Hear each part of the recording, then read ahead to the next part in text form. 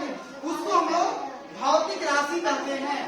जैसे हम लोग लेंथ का मापते हैं तो मीटर बोलते हैं, इतना मीटर हुआ, उसको माप सकते हैं, ये हमारा राशि होता है, भौतिक राशि। उसको इंग्लिश में कहते हैं फिजिकल क्वांटिटी। अब भौतिक राशि हमारा मुख्यतः दो प्रकार का होता है, पहला सदिश राशि और दूसरा अदिश राशि। इंग्लिश में कहते हैं vector quantities and scalar quantities. तो सदिश राशि क्या होता है? दैट इज वेक्टर, उसको कहते हैं इंग्लिश में वेक्टर। तो सदिश राशि उसको कहते हैं जो परिणाम के साथ साथ उसका डायरेक्शन, दिशा भी बताता हो, यानी मैग्नीट्यूड के साथ साथ उसका डायरेक्शन भी बताता हो, तो उसको बोलेंगे सदिश राशि। जैसे एग्जांपल में फोर्स हम लगा रहे हैं, मान लेते हैं यहाँ से फोर्स लगा रहे हैं इसको, तो हम डायरेक्शन में लगा रहे हैं, पूरा साइड लगा रहे हैं फोर्स, तो इसमें कितना फोर्स लगा रहे हैं भी बता रहा है, और हमारा किस दिशा में हम फोर्स लगा रहे हैं, बल लगा रहे हैं, वो भी बताता है। ये हमारा सदिश राशि दैट इज वेक्टर क्वांटिटी कहते हैं। और दूसरा होता है स्केलर क्वांटिटी। ये होता है क्या? इसमें डायरेक्शन नहीं बताया जाता है।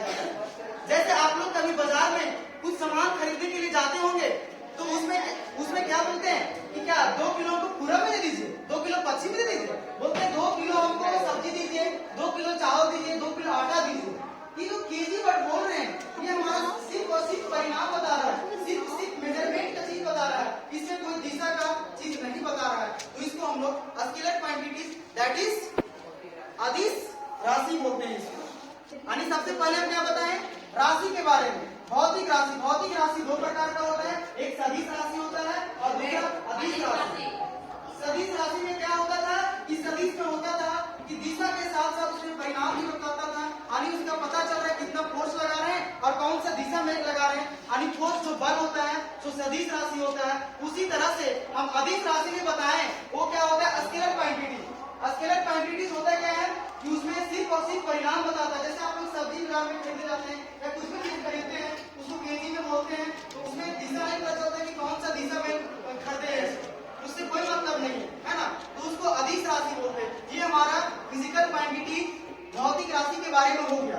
उसी तरह से हम लोग का एसआई मात्रक भी पढ़ना है, यूनिट के बारे में, मात्रक के बारे में। जैसे मात्रा होता है जैसे कि केजी हो गया, वजन को हम लोग केजी में मापते हैं, टाइम को हम लोग सेकेंड में बोलते हैं, ये सारा क्या होता है मात्रक होता है, मात्रा होता है।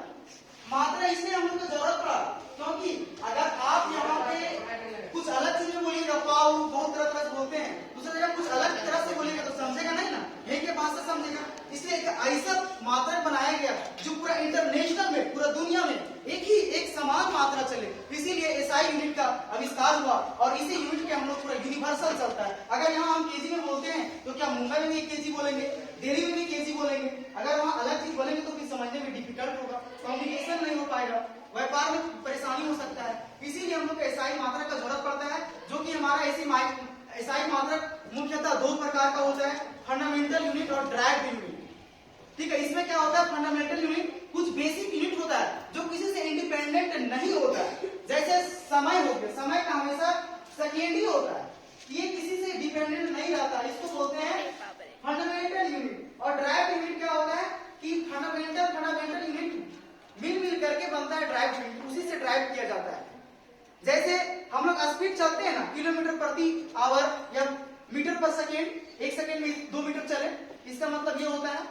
तो इसका मतलब ये हुआ कि मीटर मतलब लेंथ का जो एसआई यूनिट होता है उसका होता है मीटर होता है, और सेकेंड का टाइम का क्या होता है सेकेंड होता है। तो यानी इसमें है कि जो फंडामेंटल यूनिट है उससे हम लोग लिए व्युत्पन्न किए उससे, यानी फंडामेंटल यूनिट है क्या सेकेंड का टाइम का होता है सेकेंड, और लेंथ का लंबाई का मीटर होता है। आप लोग देखेंगे 1 मीटर 2 मीटर कपड़ा भी मापते होंगे, तो इसी को हम लोग अगर हम लोग डिस्टेंस में जो हम लोग स्पीड हम लोग जाते हैं कहीं, तो सपोज 1 सेकंड में 1 मीटर गए तो मीटर पर सेकंड बोलते हैं उसको, है ना।